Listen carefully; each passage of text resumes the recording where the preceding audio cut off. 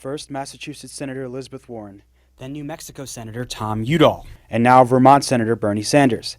They have all taken to the floor of the Senate to read a 1986 letter from Coretta Scott King, Martin Luther King's widow, to a Senate panel urging them to block a federal judgeship for Jeff Sessions. That panel, controlled by Republicans, took the rare move in 1986 of ultimately blocking Jeff Sessions after former colleagues testified Sessions used racist language, and after Sessions' role in the Perry case, where he prosecuted voting rights activists for registering black voters in Alabama, surfaced. My own opinion is that the case was political. I actually don't think Jeff Sessions came in with an ounce of evidence. That same Senate panel confirmed Jeff Sessions for Attorney General this year, but not before blocking the release of Coretta Scott King's letter to the public. It was obtained and published by the Washington Post on January 10th. Here's the moment Elizabeth Warren was silenced by Republicans on Tuesday. They are mothers, daughters, sisters, fathers, sons, and brothers. Mr. President. They are... Mr. President. The Majority Leader. The senators impugn the motives and conduct of our colleague from Alabama as warned by the chair. Senator Warren, quote, said Senator Sessions has used the awesome power of his office to chill the free exercise of the vote by black citizens. I call the senator to order under the provisions of Rule 19. Mr. President.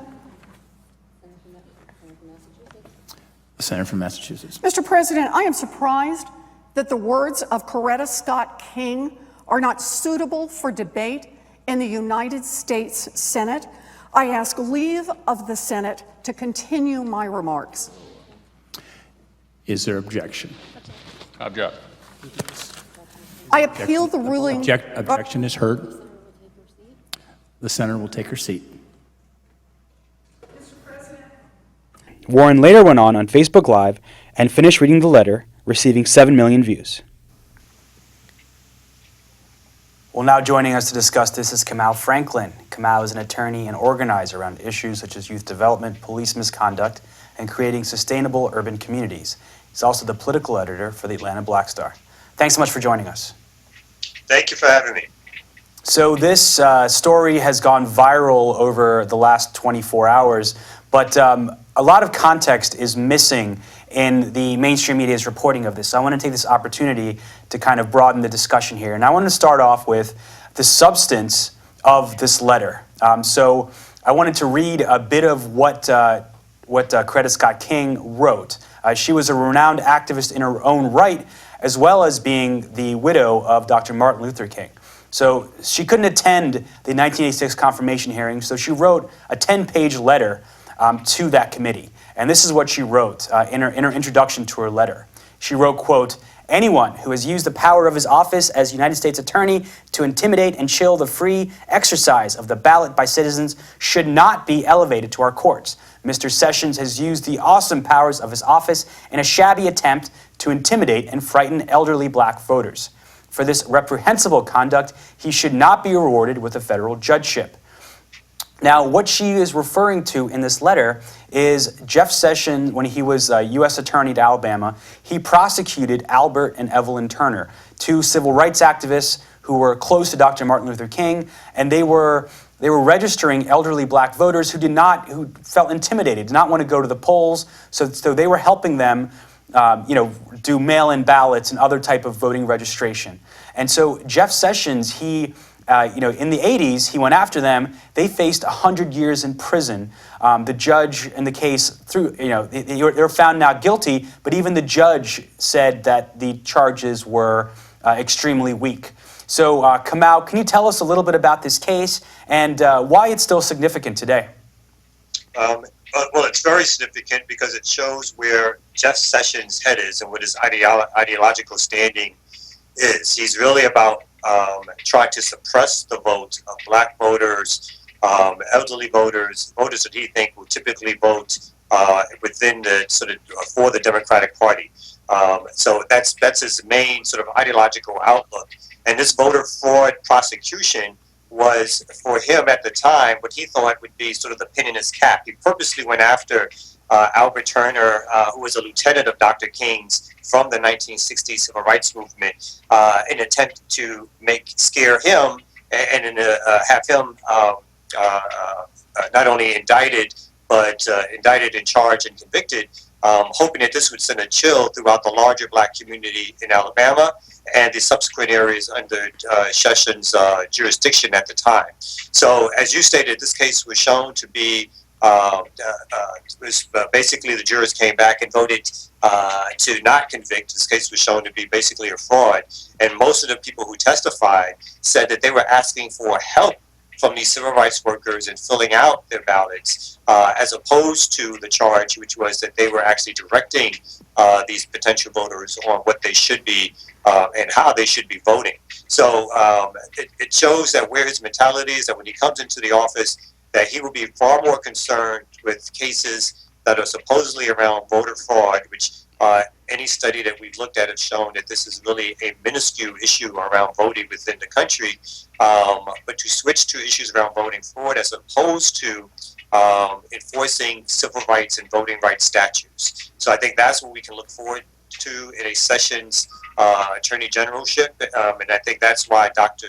King's wife, Coretta Scott King, was so passionate, because she knew that Judge Sessions had goals which had nothing to do with supporting civil rights legislation or protecting people who need protection from the state apparatus in terms of enforcing civil rights. And so this was one of the key reasons why Jeff Sessions was not confirmed by Republicans in 1986. Now, the media is focused more on the allegations of racism by Jeff Sessions. And Jeff Sessions, in the 2017 hearing, he denied those allegations. But what I think is absolutely pivotal and important for us to understand is that in 2017, he denied the allegations of racism, but he actually defended the prosecution of the Turners. He said he did the right thing. So while he says his attitude towards, while he says, they were wrong to call him racist, he says he was right. So, his defenders say, this all happened 30 years ago. His attitudes haven't changed. His attitudes have changed since then. He's a different person now. But he still, to this day, defends that prosecution.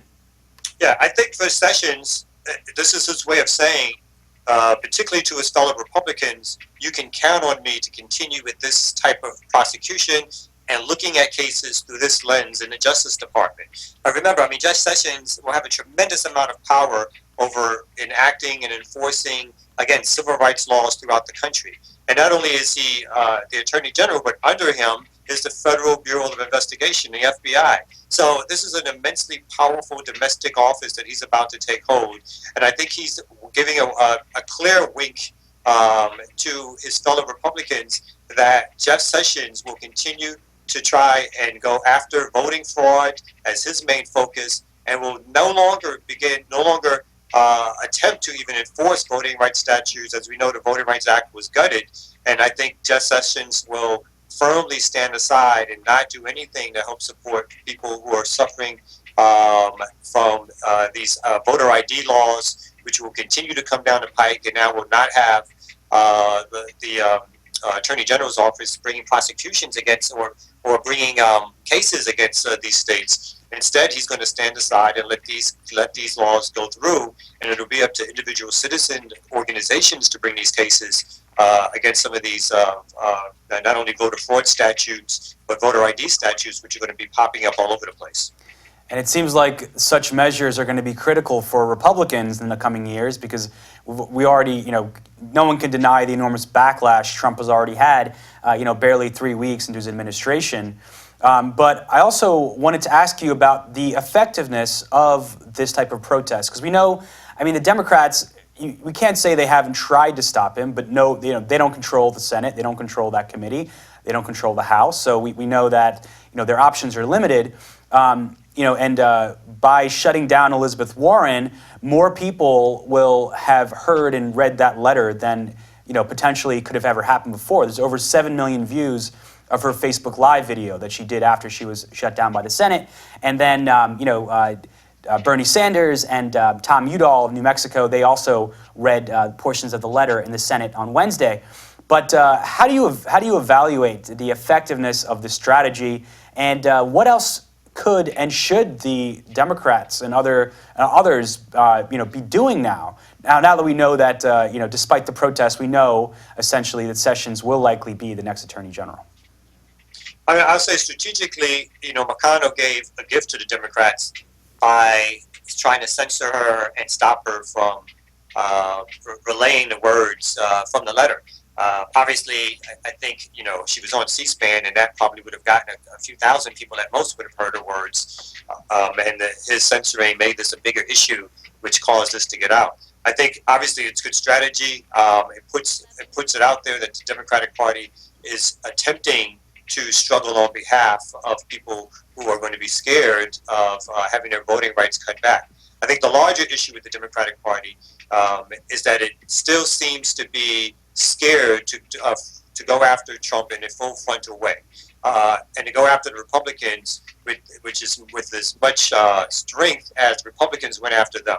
I think the Democrats will be happy if they win the midterm elections, but it doesn't mean that sort of the status of people who are in need of support or need the government to, let's say, to do more in terms of not only the Attorney General's office, but cutting back on some of these regulations in terms of what's happening under the Trump administration with Wall Street regulations being deregulated, the tax breaks that the rich will get. I think the Democrats will unfortunately only tilt more right once they get into power. And so it's only going to be the people who take to the streets, who do some of the amazing work that happened once this immigration ban happened a week or so ago, when they actually went out to airports. It's going to take drastic action to force the Democratic Party to tilt left, and it's going to take drastic action to form new ideas and strategies, and potentially a third-party strategy that pushes the Democrats either out the way or so far left they're unrecognizable as to who they are right now. All right, Kamau Franklin, thank you so much for joining us. Thank you. And so we're going to post the entire 10-page letter by Coretta Scott King. It wasn't entered into the record in 1986 by Senator Strom Thurmond, who chaired that committee, the Senate committee, that ultimately blocked Jeff Sessions' candidacy, his federal judgeship.